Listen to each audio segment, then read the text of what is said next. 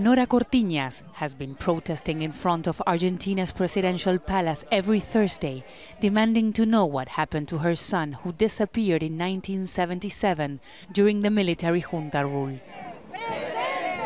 He was a political activist, but today she has a different message. We are saying no to the military on the streets, no to the military, no to repression. People should have food and work. We never again want to see the military on the streets.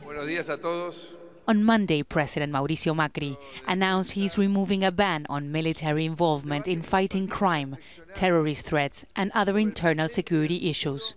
We have a territorial deployment for old threats, and I'm here to pay a debt with democracy to the armed forces. We want a new defense policy.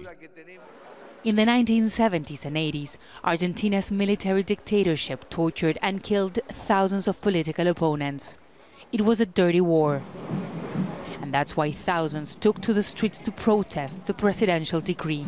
Argentina's military doctrine was adopted, keeping this country's military dictatorship in mind, and that's why the interference of the military in internal affairs is strictly forbidden except in extraordinary circumstances. People here fear that in times of economic troubles and social tension, the armed forces could be used once again to control dissent.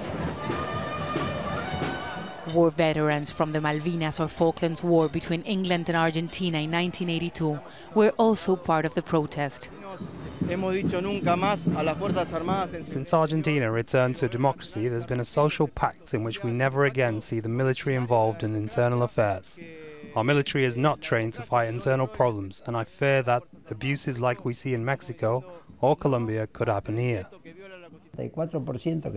Analysts say this move by the government came at the wrong time.